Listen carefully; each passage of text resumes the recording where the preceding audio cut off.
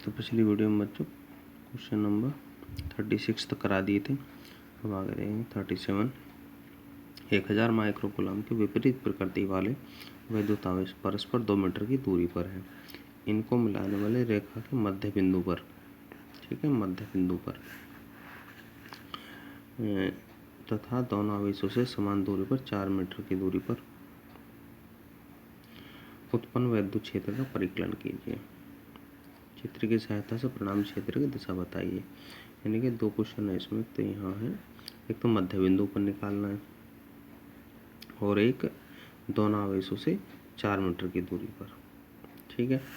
तो देखें इसमें इसका सॉल्यूशन। हमारे पास में ये 2 आवेश हैं और दोनों विपरीत प्रकृति के हैं। Q1 बराबर 1000 माइक्रोकूलम, क्या लिख सकते हो उसे 10 की पावर 3 × 10 पावर माइनस 6 कूलम, ठीक है। तो कितना हो जाएगा 10 की पावर माइनस 3 कूलम, ठीक। ऐसे Q2 क्या हो जाएगा हमारे पास में माइनस 1000 माइक्रोकूलम दिया हुआ है। तो ये कितना हो जाएगा माइनस 10 की पावर 3 × 10 की पावर माइनस 6 कूलम, ठीक है। ये 10 की पावर माइनस 3 कूलम, ठीक। यानी कि ये पावर में लिख ली और माइक्रो कूलम से कूलम बना लिया। ये सरल कर ली तो हमारी ये आ गया। दोनों के बीच की जो दूरी है, ये जो दूरी दी हुई है हमें, ये दिए 2 मीटर। ये कह रहे हैं कि मध्य बिंदु पर निकालो। यहाँ निकालना है बिंदु P पर। तो 1 मीटर हमारे पास में, ये 1 मीटर, ठीक है। इसके कारण इस तीव्रता हमारे पास में ये हो जाएगी E1, ठीक। ये इस पे माइनस आवेश है, इसके कारण इस पे तीव्रता ये हो जाएगी E2। परिणामी तीव्रता जो निकालोगे दोनों को प्लस करेंगे क्योंकि दोनों दिशाएं एक तरफ हैं। तो देखो इसके कारण इसको तीव्रता निकालो। Q1 के कारण बिंदु P पर तीव्रता E1 9 × 10 की पावर 9 गुणा Q1 हमारे पास में ये है 10 की पावर माइनस 3, ठीक, और बटे R स्क्वायर, 1 का स्क्वायर। तो E1 की वैल्यू कितनी आ गई, इसे सरल करोगे 9 × 10 की पावर 6, ठीक है। अब ऐसे Q2 के कारण निकाल लो। Q2 के कारण बिंदु P पर तीव्रता, वो हमारे पास में E2 9 × 10 की पावर 9। Q2 हमारे पास में वही है 10 की पावर माइनस 3 बटे 1 का स्क्वायर। तो E2 कितना आ गया 9 × 10 की पावर 9 × 10 की पावर कितना होगा 6 न्यूटन प्रति कूलम। अब P पर परिणामी तीव्रता,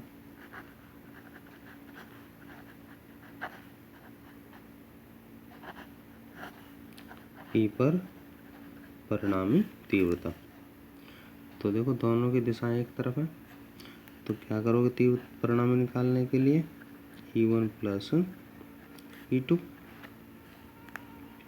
इनकी वैल्यू रखो। इनकी वैल्यू हमारे पास में ये है 9 × 10 की पावर 6 प्लस E2 की वैल्यू ये है 9 × 10 की पावर 6। सरल करोगे, इसे जोड़ोगे तो कितना आ जाएगा 18 × 10 की पावर 6, यही बराबर 1.8 × 10 की पावर 7 न्यूटन प्रति कूलम। एक आंसर तो आपका ये हो गया।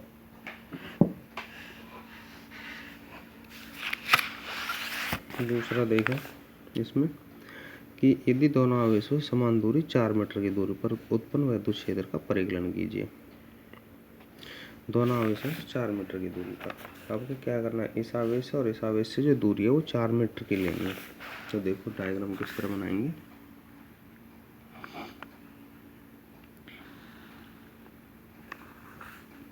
ये हमारे पास में एक आवेश और एक आवेश हमारे पास में ये, ठीक है। तो Q1 कितना है, वही हमारा 1000 माइक्रो कूलम। Q2 हमारा एक माइनस 1000 माइक्रो कूलम, ठीक। इन दोनों आवेशों से 4 मीटर की दूरी पर यहाँ ले लिया। ये दूरी 4 मीटर है, ये दूरी 4 मीटर है।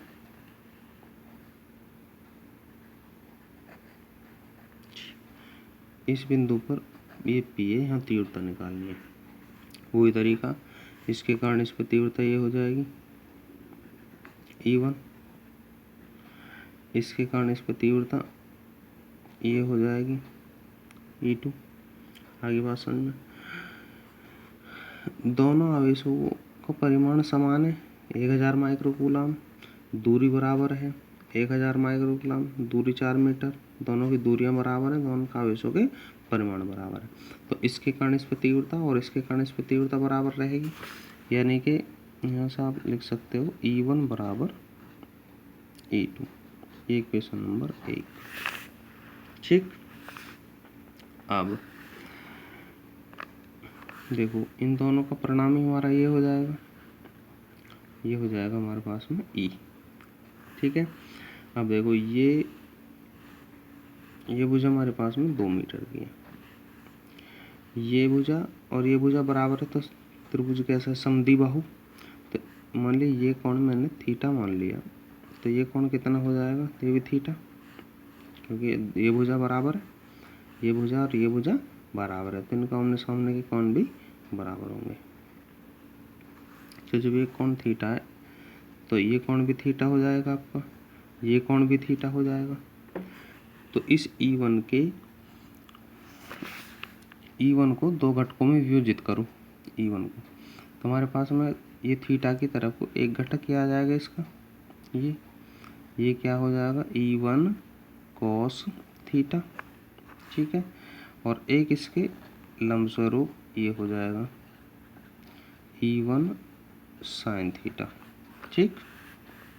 इसी तरह से इसके करो E2 के, ये थीटा की तरफ को ये हो जाएगा आपका E2 cos थीटा, और इसके लंबस्वरूप ये हो जाएगा आपका,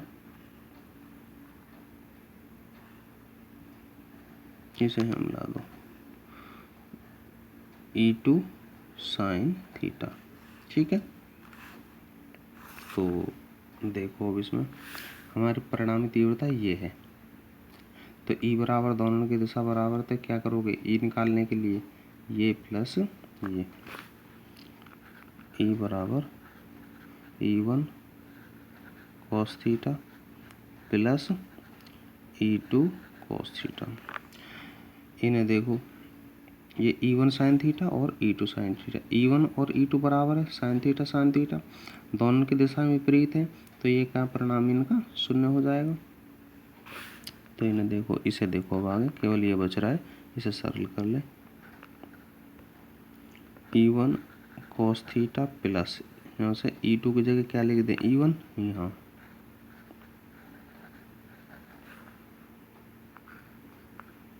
E बराबर क्या हो जाएगा 2E1 cos थीटा। ये इक्वेशन नंबर 2, ठीक। अब Q1 आवेश के कारण इस पर तीव्रता निकाल दो। आवेश के कारण P पर तीव्रता वो हमारे पास में क्या होगी E1 बराबर 9 गुणा 10 की पावर 9। क्यों, आवेश कितना 1000 माइक्रो कूलम, 1000 गुणा 10 की पावर माइनस 6। ये दूरी कितनी है? 4 मीटर, यानी कि 4 का स्क्वायर बराबर 9 गुणा 10 की पावर 9 गुणा 10 की पावर 3 गुणा 10 की पावर माइनस 6 और नीचे आपका 16। तो ये हो जाएगा 9/16 गुणा 10 की पावर कितने बचेंगे? देखो 6 बचेंगे।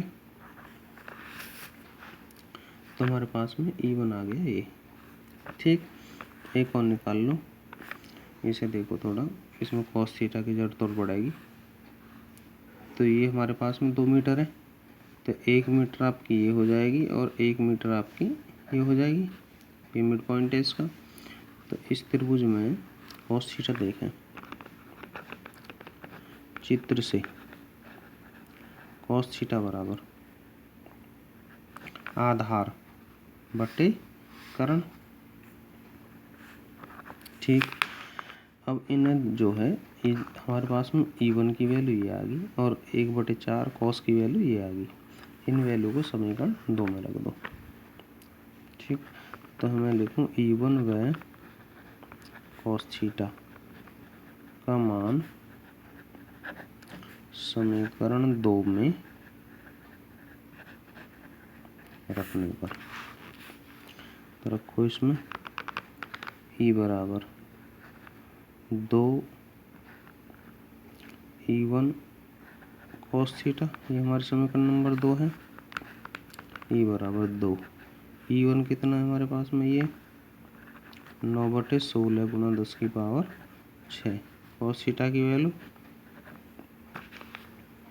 इसे सरल कर लो तो ये आ गया हमारे पास में 9/32 गुणा 10 की पावर 6। इसका डिवाइड करोगे तो आ जाएगा 0.28 गुणा 10 की पावर 6। यह E बराबर हो जाएगा 2.8 गुणा 10 की पावर 5 न्यूटन प्रति कूलम। ठीक,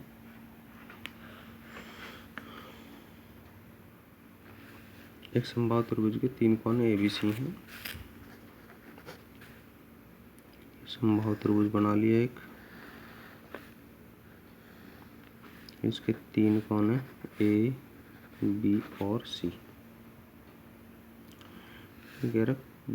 A कोने A पर बिंदु आवेश ये है, यहाँ आवेश रखा हुआ है Q बराबर इस बिंदु पर 0.100 माइक्रो कूलम। ठीक है, अभी कह रहा है कि कोनों B और C के मध्य बिंदु पर, B और C का मध्य बिंदु ये होगा, इस पर विद्युत क्षेत्र की तीव्रता क्या होगी यदि त्रिभुज की भुजा 10 सेंटीमीटर। इस बिंदु पर तीव्रता निकालनी है। बिंदु मान लिया मैंने P। ये भुजा 10 सेंटीमीटर, ये भुजा 10 सेंटीमीटर और आपकी ये भुजा 10 सेंटीमीटर। ठीक है, तो इस पे तीव्रता निकालनी है आपको, तो हमें एक तो ये दूरी चाहिए, तो ये कितनी हो जाएगी? 5 सेंटीमीटर और ये आपकी 5 सेंटीमीटर, आधी आधी हो जाएंगी। तो देखो अब आप इसमें एक तो आवेश हमें दिया हुआ है 0.100 माइक्रो कूलम। Q बराबर, या ऐसे लिख सको तुम 0.100 गुणा 10 की पावर माइनस 6 कूलम, या 1.0 गुणा 10 की पावर माइनस 7 कूलम। ठीक, अच्छा, इस दूरी निकालने के लिए इसमें पाइथागोरस को प्रयोग कर दें। तो त्रिभुज APB में पाइथागोरस प्रमेय से क्या है? कर्ण का स्क्वायर AB स्क्वायर, आधार का स्क्वायर, ठीक, प्लस लंब का स्क्वायर। रखो इनकी value 10 centimetre, BP 5 centimetre, AP ये मान ली मैंने R।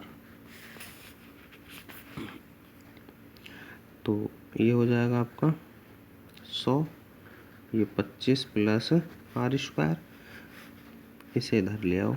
100 माइनस 25 बराबर आर स्क्वायर, तो आर स्क्वायर बराबर कितना आ गया 75 सेंटीमीटर, या आर स्क्वायर बराबर 75 गुणा 10 की पावर माइनस 2 मीटर।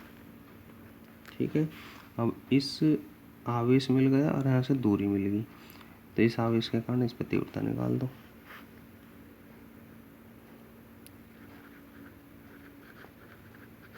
आवेश Q के कारण P पर तीव्रता E बराबर 9 गुणा 10 की पावर 9। Q आवेश कितना है हमारे पास में, 1 गुणा 10 की पावर माइनस 7। ठीक, ये आवेश दिया था। और आर स्क्वायर हमारे पास में ये है 75 गुणा 10 की पावर माइनस 2। ठीक, अब इसे सरल कर ले, तो ये हो जाएगा 9/75 गुणा 10 की पावर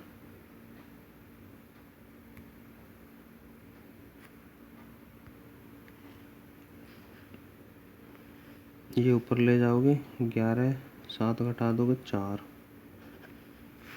ठीक है, इसका भाग दोगे इसमें तो 0.12 गुणा 10 की पावर 4, या E बराबर पॉइंट यहाँ लगा दो 1.2 गुणा 10 की पावर 3 न्यूटन प्रति कूलम। ये आपका आंसर हो गया। इसे देखो क्वेश्चन नंबर 39।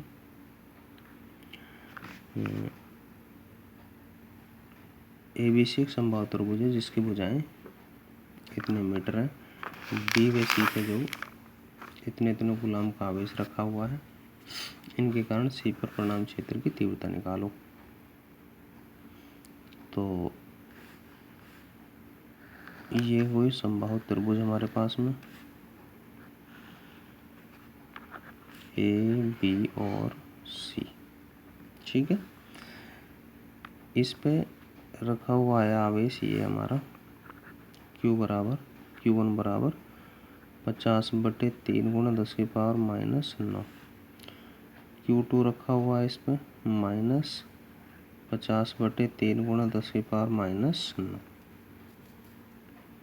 ठीक है, तो इस बिंदु पर तीव्रता निकालनी है। समबाहु त्रिभुज है तो ये भुजा कितनी हो जाएगी आपकी,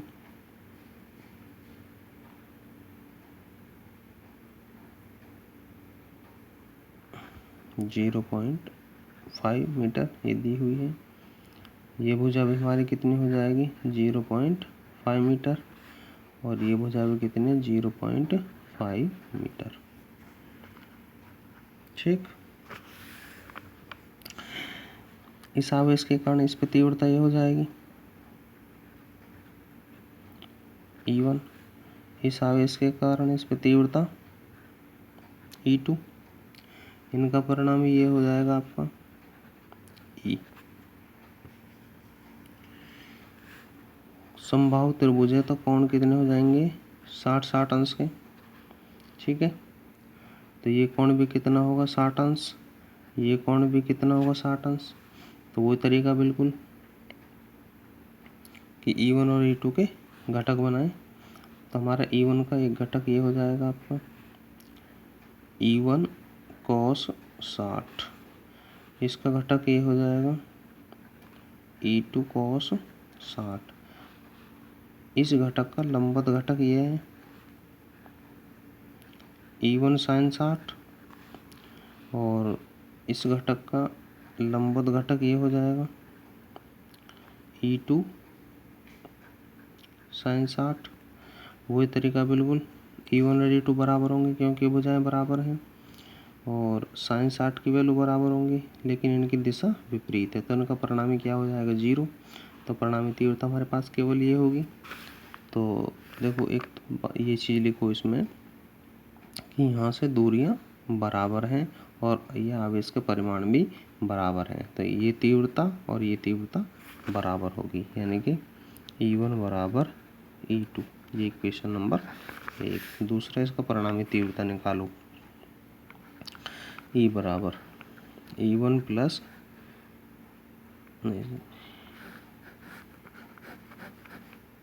E बराबर ये हमारे पास में E1 cos theta plus E2 cos theta. ठीक है, थीटा कितना है हमारे पास में 60, तो E बराबर E1 cos 60 प्लस E2 क्या है, E1 के बराबर cos 60। क्या लिख सको, दोनों प्लस करके 2E1 cos 60। ये समीकरण नंबर 2। अब इस आवेश के कारण इस पर तीव्रता निकाल लो। आवेश Q1 के कारण C पर तीव्रता क्या हो जाएगी भाई, E1 बराबर 9 गुणा 10 की पावर 9। Q हमारे पास में ये है 50/3 गुणा 10 की पावर माइनस 9। दूरी कितनी है, 0.05 का स्क्वायर। ठीक, इस 3 से 9 कट जाएगा 3 बार, 50 की 3 में गुणा करोगे 150 गुणा, देखो ये प्लस और ये माइनस, तो पावर तो खत्म होगी इसकी, बटे नीचे इसका स्क्वायर करोगे तो यह आ जाएगा 0.0025। ठीक है, इसका इसमें डिवाइड करोगे तो ये हमारा सरल होकर आ जाएगा 10 की पावर 4 न्यूटन प्रति कूलम्ब।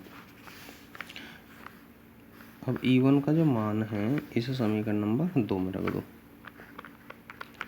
E1 का मान समीकरण 2 में रखने पर तो E बराबर 2 गुणा E1 6 गुणा 10 की पावर 4 और cos 60 का मान कितना 1/2, तो इसे काटोगे हमारे पास में क्या बचेगा, E बराबर 6 गुणा 10 की पावर 4 न्यूटन प्रति कूलम्ब। एक ये आंसर हो गया। दिशा क्या हो जाएगी इसकी, दिशा देखें, दिशा देखो इसकी समांतर है और Q1 से Q2 की ओर है। ठीक है, Q1 से Q2 की तरफ, तो दिशा लिखोगे Q1 व Q2 के समांतर Q1 से Q2 की ओर। ठीक है, E की दिशा। ठीक, ये आपका आंसर हो गया। 40 देखें, एक इलेक्ट्रॉन प्रोटॉन के बीच की दूरी दी हुई है, निकाय का वैद्युत द्रव्य आघूर्ण ज्ञात कीजिए। ये हमारे पास में एक इलेक्ट्रॉन है और ये एक प्रोटॉन है। ठीक है, तो इनके जो बीच की दूरी है ये दी हुई है 0.53 एंगस्ट्रॉम। ये तुम्हें पता है आवेश कितना रह गया 1.6 गुणा 10 की पावर माइनस 19 और इस पर आवेश 1.6 गुणा 10 की पावर माइनस 19। ठीक है, द्विध्रुव बन रहा है, तो देखो Q बराबर हमारे पास में 1.6 गुणा 10 की पावर माइनस 19, 12 हमारे पास में कितनी हो जाएगी इनके बीच की दूरी 0.53 एंगस्ट्रॉम या 0.53 गुणा 10 की पावर माइनस 10 मीटर। ठीक, और P आपको निकालना है, तो P बराबर Q गुणा 12।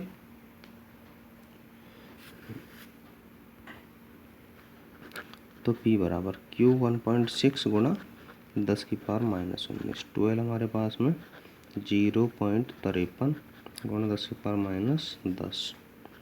इसे सरल कर लो, इसकी और इसकी जब गुणा करोगे तो 0.848 10⁻−29। इस पॉइंट आप में लगा सकते हो, तो 8.48 गुणा 10⁻−30 न्यूटन मीटर।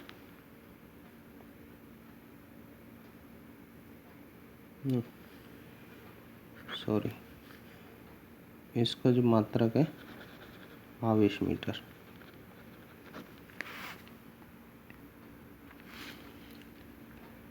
दो माइक्रोकूलम के बराबर था विपरीत आवेशों के बीच की दूरी इतनी है, दौरान पी का मान ज्ञात कीजिए।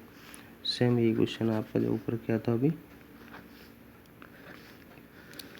ये इनके बीच की दूरी 3 सेंटीमीटर है और 2 माइक्रोकूलम का आवेश यहाँ है और -2 माइक्रोकूलम का आवेश यहाँ है।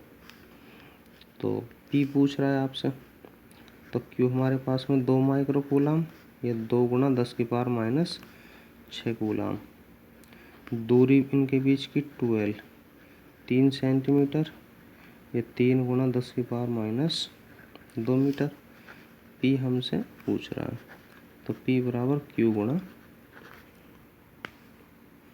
12, या पी बराबर क्यू हमारे पास में 2 गुणा 10⁻6 और 12 हमारे पास में ये 3 गुणा 10⁻2। ये सरल कर लो, 3 दूनी 6 गुणा 10⁻8, ये जुड़ जाएंगे, कूलाम मीटर। ये आपका आंसर है। हाइड्रोजन क्लोराइड अणु का वैद्युत द्विध्रुव इतना दिया हुआ है,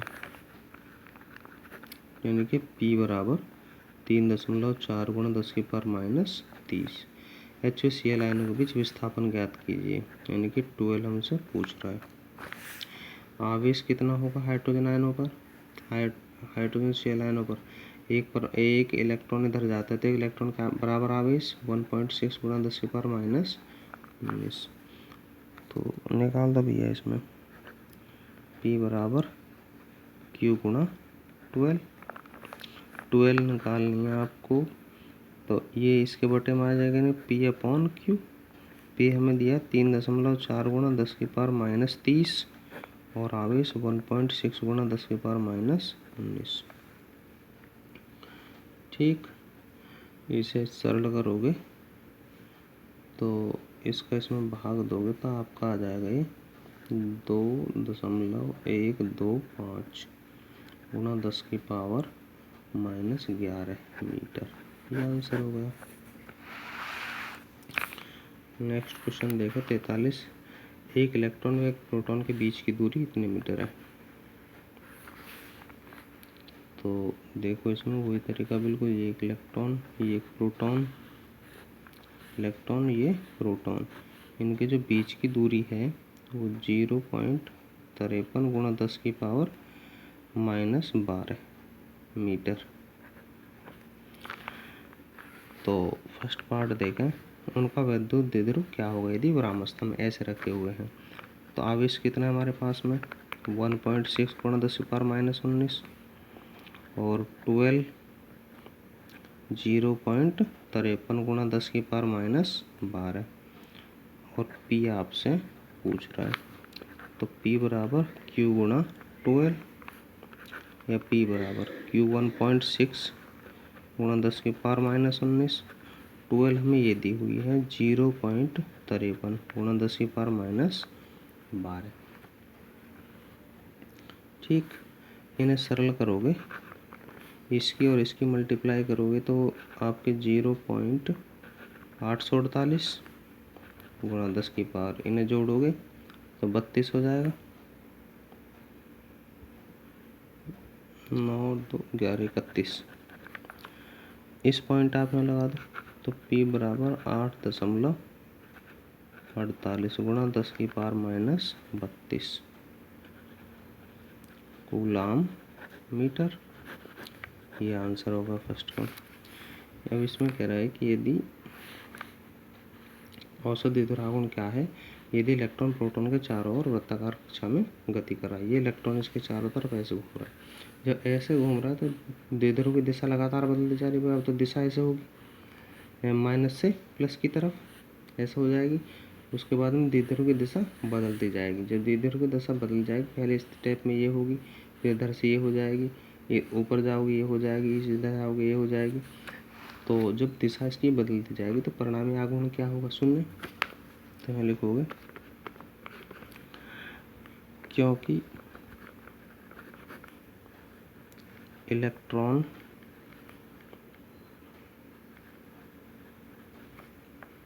प्रोटॉन के चारों ओर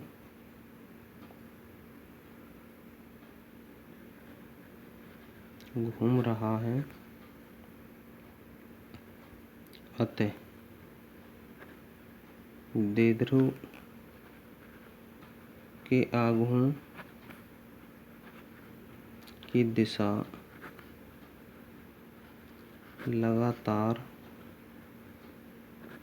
बदल रही है, तब आघूर्ण शून्य होगा। नेक्स्ट क्वेश्चन देखें। 2 न्यूटन प्रति कूलम का वैद्युत क्षेत्र दिया हुआ है, यानी कि E = 2 न्यूटन प्रति कूलम। कोण दिया हुआ थीटा बराबर 30 अंश। 1 कूलम मीटर यानी कि P = 1 कूलम मीटर। बल्लिगुम का आघूर्ण निकालना है, टो हमको निकालना है। तो टो बराबर PE sin थीटा होता है।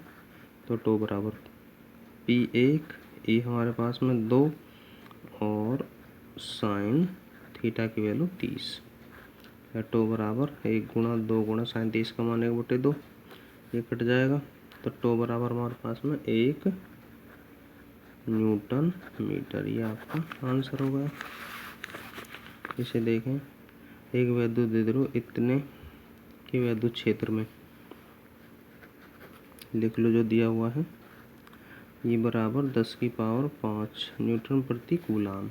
30 अंश के कोण पर थीटा बराबर 30 अंश, और इस पर 6 × 10⁴ न्यूटन मीटर का बल आघूर्ण कार्य कर रहा है। टो बराबर 6 × 10⁻⁻24 वैद्युत द्विध्रुव आघूर्ण यानी कि P आपसे पूछ रहा है। तो वही तरीका बिल्कुल, टो बराबर PE sin थीटा, रखो इनकी वैल्यू 6 × -24, 6 × 10⁻⁻24 टो की वैल्यू है। P हमें निकालना है, E की वैल्यू दी है 10⁵ और sin 30। 6 × 10⁻⁻24 बराबर P × 10⁵ sin 30 का मान 1/2, क्रॉस मल्टीप्लाई करोगे P का मान निकाल दो आंसर। इसकी यहाँ करोगे तो 12 × 10⁻⁻24 और ये बटे में आ जाएगा आपका 10⁵। इसे सरल कर लो तो आ जाएगा 12 × 10⁵, इसे ऊपर ले जाओगे माइनस को हो जाएगा -29। या P बराबर, यहाँ पॉइंट लगा सकते हो, तो 1.2 × 10⁻⁻28 कूलम मीटर। ये आपका आंसर हो गया। क्वेश्चन नंबर 46 देख लें। 1 माइक्रो कूलम -1 माइक्रो कूलम के 2 आवेश हैं, एक ये है और एक ये +1 माइक्रो कूलम, ये -1 माइक्रो कूलम, ठीक। और इनके बीच की जो दूरी है ये 2 सेंटीमीटर। दोनों मिलकर एक वैद्युत द्विध्रुव की रचना करते हैं। यह वैद्युत द्विध्रुव कितने वोल्ट प्रति मीटर के एक समान वैद्युत क्षेत्र में रखा हुआ है।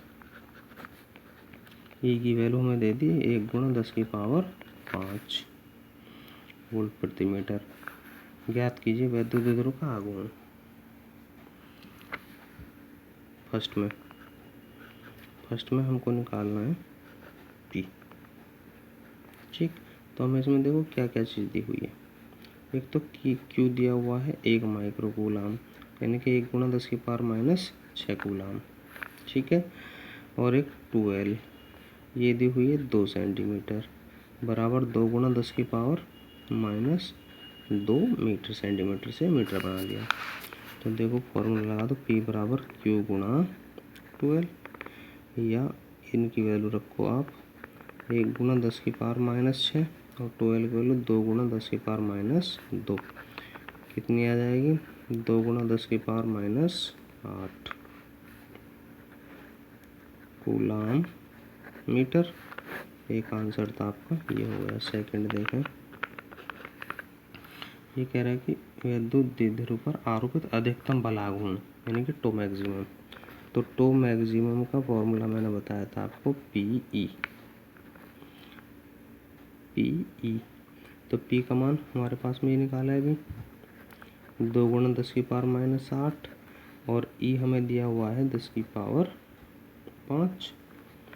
तो कितना हो जाएगा? सरल हो गया 2 × 10⁻³ न्यूटन मीटर।